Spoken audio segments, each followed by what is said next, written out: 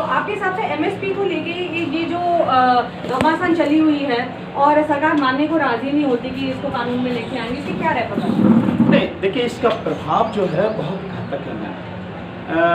अगर एमएसपी को इसको ऐसे भी समझे कि जो साथी ये भी कह रहे हैं कि भाई एमएसपी की लिखित गारंटी नहीं, हमें एमएसपी कानून चाहिए। मैं इससे एक स्टेप आगे जाके बोलूँ, जो कानून है इस समय, ये कानून अगर वापस नहीं होते हैं और एमएसपी को आप कानून भी बना दो तो भी एमएसपी का कोई फायदा किसी भी एक किसान को नहीं मिलेगा। उसका बहुत सीधा सा कारण है, इस कॉन्ट्रैक्ट फार्मिंग का जो कानून है, इसके तहत जब किसान के और व्यापारी के बीच में एग्रीमेंट हो जाएगा, उसी एग्रीमेंट में उसके प्राइस भी लिखे जाएंगे। वो खेत बोने से पहले लिखे जाएंगे। जब खेत बोने से पहले प्राइस की एग्रीमेंट हो गई और वो रिटर्न में हो गई, फिर एमएसपी का मतलब क्या है? किसको एमएसपी मिलेगी? और जो प्राइस डिसाइड होने हैं वो व्यापारी के और किसान के बीच में डिसाइड होंगे।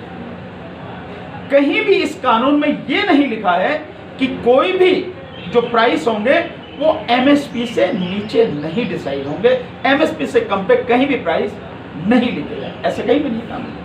तो ये कानून अगर बने रहते हैं, एमएसपी को भी कानून बना दिया जाए, तब भी एक भी किसान को एमएसपी नहीं मिलेगी। ये तभी संभव है कि ये तीनों कानून खत्म हो और एमएसपी को कानून बनाया जाए, और एमएसपी भी वो जो स्वामीनाथन कमीशन के हिसाब से C2, जिसमें जो किसान की लागत, उसकी जो फैमिली है, उसकी मेहनत, लेबर, वो भी इंक्लूड हो, वो C2। और अगर उसको हम कैलकुलेट करते हैं तो वो आज की तारीख में जो एमएसपी मिल रही है, ठीक इसका 1.5 गुना बन जाता है। जो सरकार जिसे कह रही है कि हमने C2 दे दिया, नहीं, सरकार झूठ बोल रही है, मोदी सरकार झूठ बोल रही है। आज की तारीख में जो एमएसपी दे रही है वो एमएसपी नहीं है जिसके लिए उसने अपने मैनिफेस्टो में भी जिक्र किया है, देने का वादा किया है, और जिसकी हमारी डिमांड है, किसानों की जो डिमांड है, वो एमएसपी केवल वो जो किसान की लागत है, केवल उस पर एमएसपी दे रखी है। अगर 1.5 गुना एमएसपी हो तो 1975 एमएसपी भाव है गेहूं का, वो 3100 के करीब पहुंचेगा। ठीक इसी तरह से जो धान है वो 1880-68 रुपए के लगभग है, वो 3000 पहुंचेगा। जो मूंग का दाम है वो एमएसपी पर 9000 पहुंचेगा, 9000 रुपए प्रति क्विंटल पहुंचेगा। कहीं है? तो ये सरकार जो कह रही है कि एमएसपी की हम लिखित गारंटी भी दे देंगे, और एमएसपी था, एमएसपी है, एमएसपी रहेगा, कुछ नहीं रहेगा। जिस तरह से सरकार कह रही है कि मंडियां थी, मंडियां हैं और मंडियां रहेंगी। मैं एक आपको उदाहरण बताता हूँ, इससे आप समझ जाएंगे। मध्य प्रदेश में मॉडल मंडी एक्ट लागू हुआ मई में। वहां की वर्तमान जो पोजीशन है, और ये सारे आंकड़े हैं जो आप जैसे मीडिया के साथियों के माध्यम से सबके सामने है, 259 मंडियां वहां पर एपीएमसी हैं मध्य प्रदेश में। 47 मंडियां बंद हो चुकी वर्तमान स्थिति है, और मध्य प्रदेश में बीजेपी की सरकार, यानी कि किसी और की सरकार है। साथ में वहां पे जो 140 मंडियां हैं उनमें 60% काम कम हो गया। इसके अलावा जो 298 वहां पे उप मंडियां यानी छोटी मंडियां हैं वो पूरी तरह से बंद हो गई। मोदी जी कहते जो हैं उनका कहना अपनी जगह है, लेकिन जो सच्चाई है वो अपनी जगह है। जैसे एक चीज, किसानों का हाथ नहीं, अगर किसान एंटरटेन ही नहीं करेंगे तो फिर मंडी का काम कैसे बंद होगा? नहीं मैम, देखिए किसान की स्थिति को आप देखिए, हम बहुत आराम से कह सकते हैं कि किसान ये ना करे वो ना करे। आप किसान की स्थिति समझिए, किसान की स्थिति इतनी खराब है। जैसे मैं आपको 1 मिनट के लिए बिहार का उदाहरण देता हूँ। बिहार में धान पैदा हो रहा है, धान को जो है किसान के धान को सरकार को एमएसपी पर खरीदना चाहिए। सरकार 3 महीने तक खरीदने नहीं जाती है, 3 महीने तक उसका धान अपने घर में पड़ा रहता है। क्या होगा? फिर किसान की मजबूरी हो जाएगी कि ठीक जिस दाम पे हो, तो एक आएगा कहेगा मैं आपके धान का ठीक है भाई 1100 रुपये दूंगा, लेकिन पैसे कल दूंगा या 2 दिन बाद दूंगा। दोपहर को या शाम को फिर दूसरा आएगा, वो कहे भाई ठीक है मैं दे तो दूंगा पैसे शाम को, लेकिन भाई मैं इसको 1000 रुपये।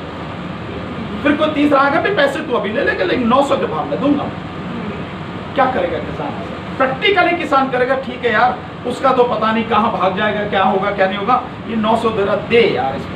क्योंकि MSP का कानून आने से ये प्रॉब्लम सॉल्व होती है? नहीं, तब होगी जब ये तीनों कानून वापस हो और एमएसपी को कानून बनाया जाए और साथ में उसके सजा का प्रावधान कि जो भी एमएसपी से कम पे खरीदेगा उसको इतनी सजा मिलेगी। अगर ये नहीं होता है तो एमएसपी नहीं मिलेगी। क्योंकि कहने में बातें बहुत अच्छी लगती हैं, जो प्रैक्टिकल चीजें हैं आप उसको देखिए। मैं जैसे आपको बताऊं, हमारे देश में जितने कानून हैं, इन कानूनों के अलावा आप अगले 100 साल तक कोई कानून मत बनाइए, ईमानदारी से इन कानूनों को लागू कर दीजिए। कानून एक बहुत सीधा सा है, किसी के साथ में कोई दिक्कत होती है वो पुलिस स्टेशन जाए, अपनी एफआईआर लिखा, पुलिस वाले को एफआईआर लिखनी है, ये कानून है। लेकिन जाइए आप कैसे पुलिस मतलब ट्रीट करती है और कैसे एफआईआर लिखती है, यानी जो सीरियस ऑफेंसेस हैं उनमें भी कई बार तो एफआईआर तब लिखी जाती है जब आप जैसे मीडिया के साथी उस चीज को सामने लाते हैं और हल्ला मचता है, नहीं तो एफआईआर नहीं लिखी जाती। ये सवाल पे मैं आ रही हूँ, प्राइवेटाइजेशन होता है तो कई चीज़ों में सरकार कुछ नहीं कर पाती।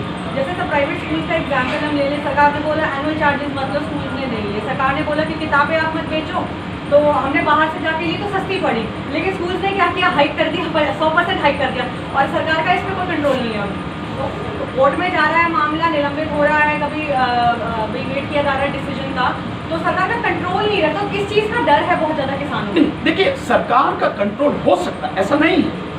अगर आप एज पर कॉन्स्टिट्यूशन देखें तो सरकार का कंट्रोल हर जगह है, हो सकता है, नहीं है तो भी उसके लिए हो सकता है। लेकिन सरकार जब देश को बेचने पर तुली हो, सभी चीज प्राइवेट हाथों में देना चाह रही है, तो कंट्रोल कहां से रखेगी, कैसे रखेगी कंट्रोल? जैसे हम मैं बताऊं आपको कि आप सरकार की बात करें, मैं सरकार के साथ साथ सुप्रीम कोर्ट को भी ऐड करता हूं। सुप्रीम कोर्ट ने बहुत बढ़िया डिसीजन दिया था कि 25% सीटें स्कूलों में वीकर सेक्शन के लिए होंगी। आप मीडिया से हैं, आप जरा जाके देखिए किन स्कूलों में कितना लागू हो रहा है। पंजाब में एक भी नहीं, एक भी नहीं। तो आप क्यों, जब आप अपने ऑर्डर्स को इंप्लीमेंट नहीं करा सकते, जजमेंट को इंप्लीमेंट नहीं करा सकते, इनको देने का क्या मतलब है? इनका कोई मतलब नहीं है। अभी सुप्रीम कोर्ट आप देखिए, सुप्रीम कोर्ट कह रही है बिल्कुल सामने कि हर व्यक्ति को अपनी बात रखने का, अपने विचार व्यक्त करने का, प्रदर्शन करने का, शांतिपूर्ण प्रदर्शन करने का अधिकार है। लेकिन शांतिपूर्वक प्रदर्शन करते हुए लोगों पर लाठी बरसाई जा रही है, उनके खिलाफ एफआईआर दर्ज हो रहे हैं, उनको नोटिस भेजे जा रहे हैं। मतलब एक तरफ सुप्रीम कोर्ट ये कह रही है, दूसरी तरफ आप देखेंगे कि बॉर्डर पर जाके आपने देखा भी होगा, आंदोलन के चारों तरफ वो जो सामने जो जहां से वो निकले कीले गाड़ी चले, इतनी बड़ी बड़ी कीले गाड़ी चले। क्या ये सुप्रीम कोर्ट के आदेश का उल्लंघन नहीं है? क्या ये सुप्रीम कोर्ट का अपमान नहीं है? क्या ये कंटेम्प्ट कोर्ट नहीं है? मानते हैं कि इसमें बीच में एंटी सोशल एलिमेंट्स काफी आ गए। हमने कई जगह देखा कि सिख लोग तलवारें लेके घूम रहे हैं और हमला कर रहे हैं। ये सब कुछ मैम प्लांटेड है, ये सरकार द्वारा प्लांटेड है इस मूवमेंट को बदनाम करने के लिए। क्योंकि जिस तरह से ये मूवमेंट चल रहा है, जितनी गहरी जड़ें इस मूवमेंट की जम चुकी हैं, इसको होने दिया इन्होंने। और हाँ, और जिस तरह से बहुत व्यापक रूप लेता चला जा रहा है। कल मोदी जी कहते थे, सरकार कहती थी कि पंजाब का है, फिर कहने लगे पंजाब हरियाणा का है, फिर कहने लगे पश्चिम उत्तर प्रदेश के कुछ जाटों का है। आज की तारीख में आप देखिए पूरे देश का आंदोलन बन चुका है, कोई ऐसा नहीं, आपसे तो छुपा ही नहीं है। तो सरकार इस आंदोलन को बदनाम करना चाहती है, इस पे एक लेबल लगाना चाहती है और उसी के अकॉर्डिंगली काम कर रही है। वो खालिस्तान जो शब्द दिया गया था वो बहुत सोच समझ के दिया गया था, खालिस्तानी इनको बताओ और उसके बाद में उसका वो करो। 26 तारीख को ये षड्यंत्र किया भी, लेकिन फेल हो गया। अन्यथा सिखों को टारगेट करके वो सारी चीजें थी, इस आंदोलन को गोलियों के दम पे खत्म करने की साजिश थी। तो सब कुछ है। एक सवाल मेरा लास्ट ये है कि जब हम पुराने आर्काइव्स में देखते हैं कि बाबा टिकैत जो थे वो फ्री मार्केट मानते थे, तो तब की फ्री मार्केट और अब की फ्री मार्केट में क्या फर्क है? फ्री मार्केट मैम आप देखिए, देश में अगर हम किसानों के समझ में देखें तब भी 1975 से, आज की बात नहीं है, 1975 से किसान को अपनी फसल कहीं भी ले जाकर बेचने का अधिकार है। पंजाब एंड चंडीगढ़ हाईकोर्ट का है, मतलब चंडीगढ़ हाईकोर्ट का ये जजमेंट है। उसके बाद जनता पार्टी की सरकार आई, उसने भी इन बंदिशों को हटा दिया। तो ये जो सारी चीजें अब फ्री मार्केट, कैसा फ्री मार्केट होना चाहिए? क्या फ्री मार्केट वो है जो वर्ल्ड बैंक चाहता है? क्या फ्री मार्केट वो है जो IMF चाहता है, एशियन डेवलपमेंट बैंक चाहता है कि ओपन मार्केट हो जाए, फ्री मार्केट? या फ्री मार्केट ये है कि देश में किसान कहीं भी जाकर बेच सके और उसे अपनी कीमत का एक उचित दाम बच जाए, जिसके लिए वो MSP की बात कर रहा है। अभी होता क्या है, सरकार ने MSP डिक्लेयर कर दी है, उसे MSP मिलती नहीं है। आज आप मार्केट में चले जाइए, जो MSP सरकार ने घोषित की है 23 फसलों पर, मिलती है MSP केवल 2 फसलों पर। और वो भी केवल 6% किसानों को, 94% किसानों को वो भी नहीं मिलती है। और दूसरा, वो जो एमएसपी है, उस एमएसपी से 40 से लेके 50% कम पर ओपन मार्केट में किसान को जो अपना धान अनाज वो बेचना पड़ रहा। क्या मतलब है इसका? किसान को देखिए, हर व्यक्ति है, एक बड़ी विडंबना है इस देश में, किसान को छोड़ के बाकी जितने भी लोग हैं या जितने भी तरह के काम करने वाले व्यापारी या कोई भी हैं, वो जो भी चीज उत्पाद करते हैं उसका दाम वो तय करते हैं। किसान एक ऐसा है कि जिसका दाम वो कभी तय नहीं करता, चाहे जितनी भी वो फसल उगा रहा हो, उसका दाम या तो सरकार तय करेगी एमएसपी से, या उसका दाम तय करेगा वो व्यक्ति जो उसे खरीद रहा है। उसको ये अधिकार नहीं। अगर ये अधिकार उसके पास हो, और स्वाभाविक है कि इसमें सरकार को मदद करनी पड़ेगी, ठीक है, फिर कुछ भी हो, क्या दिक्कत पड़ती है, लेकिन उसे अपनी लागत भी नहीं मिल पा रही। सर, आढ़ती के रोल को आप कैसे जस्टिफाई करें? नहीं, आढ़ती का रोल है क्या मैम? आढ़ती का रोल तो ये है कि वो, अब जैसे मैं अपने से मानता हूँ कि हमें कोई अपना बेचना है सामान, अपना अनाज बेचना है, ठीक है, हम आढ़ती के पास गए। आढ़ती क्या है, अपने यहाँ पर आपका माल रखवा लिया, वो 4-6 व्यापारियों को बुला के लाता, भाई ये सामान देखो लगाओ, उस पर वो बोली लगाते हैं आके, जो ज्यादा बोली होती है उसकी चली जाती है। तो आढ़ती का काम तो कहाँ गलत है? आढ़ती का काम तो ठीक है नहीं है? ये काम, इसको आप गलत कह रहे हैं, बिचौलिए कह रहे हैं। सरकार कह रही है कि ये जो आढ़ती है, पहले तो इनकी बड़ी तारीफ करी मोदी जी ने, फिर इनको बिचौलिए कह रहे हैं। लेकिन जो कानून आप लागू करने जा रहे हैं उसमें तो बिचौलियों की फौज खड़ी हो जाएगी। एजेंट जो होंगे, क्योंकि कोई भी व्यापारी, अंबानी तो खरीदने आएगा नहीं अनाज, अंबानी तो एग्रीमेंट करने नहीं आएगा, वो तो कंपनी है, उसके एजेंट करेंगे। तो ये एजेंटों की जो फौज होगी, ये तो उन आड़तियों से भी कहीं ज्यादा होगी जिसकी बात कर रहे हैं। और ये क्या होंगे सारे के सारे, इस चीज को समझना जरूरी है। पेट्रोल का प्राइस भी 3 डिजिट पे चला रहा है, मिडिल क्लास के मार है। और अब जैसे कहते हैं कि अब जैसे लोगों को एक है कि 20 की चीज 40 में बिकेगी, अभी एसेंशियल लिस्ट में चली जाएगी 100% हाइक होगा, तो मैं 20 की चीज को 39 तक में भी क्यों खरीदूं? मैं क्यों खरीदूं? ये तो मार है मुझ में। एग्जैक्टली, आप बिल्कुल सही कह रहे हैं। यही बात लोगों को समझने की है। मैं एक बात कहता हूँ, देखिए, इसको थोड़ा सा, अगर सरकार चाहती है कि देश में वाकई में एज पर कॉन्स्टिट्यूशन यहाँ पे कल्याणकारी राज्य बने, वेलफेयर स्टेट की जो है यहाँ पर स्थापना हो, तो होना ये चाहिए एक एमएसपी के माध्यम से जो आपने निश्चित की है प्राइस, और जो प्राइस एमआरपी जो बिकते हैं, जिस पर बिक रहे हैं, जिस पर बिक रहा है, वो भी तय होना चाहिए।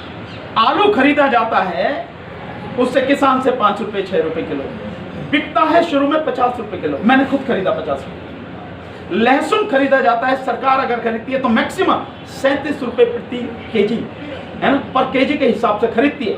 वो भी जो एक स्टैंडर्ड बढ़िया ग्रेड का जो बताते हैं कैसा हो, उससे कम ग्रेड का है तो वो तो 7 रुपए 8 रुपए 9 रुपए 6 रुपए इसमें बिकता है। इतना खरीद के लहसुन को आप उसके बाद में, फसल आने के बाद में आप मार्केट में खरीदने जाइए, कहीं भी लहसुन आपको 200 रुपए से किलो से कम का नहीं मिलेगा, और 400 रुपए किलो तक जाता है। इतना बड़ा गैप क्यों? अगर 400 रुपए बिक रहा है, किसान से आपने 37 रुपए किलो लिया है, तो किसान को ही 200 रुपए किलो क्यों नहीं मिलना चाहिए? या 37 रुपए उसने लिया है तो उसकी एमआरपी निश्चित होनी चाहिए कि इससे ज्यादा प्रॉफिट आपका नहीं होगा। तो 37 रुपए वाला ज्यादा से ज्यादा 50 रुपए या 60 रुपए किलो में कंज्यूमर को मिलना चाहिए। ना फायदा कंज्यूमर को हो रहा है, ना फायदा किसान को हो रहा है। बीच में जो लोग हैं वो मौज ले रहे हैं, जिनका कोई काम नहीं, जिन पर सिर्फ पैसे हैं, पैसे लेके स्टॉक कर लिया और उसके बाद दाम बढ़ा। ये गैप, इसको खत्म करने की जिम्मेदारी सरकार की है। ये काम करेगी तब वेलफेयर स्टेट बनेगा, तब कहेंगे कि सरकार वाकई में सबका साथ, सबका विकास और सबकी विश्वास की बात करे, अन्यथा तो सब झूठ। सर, हमारे साथ जुड़ने के लिए आपका बहुत बहुत धन्यवाद।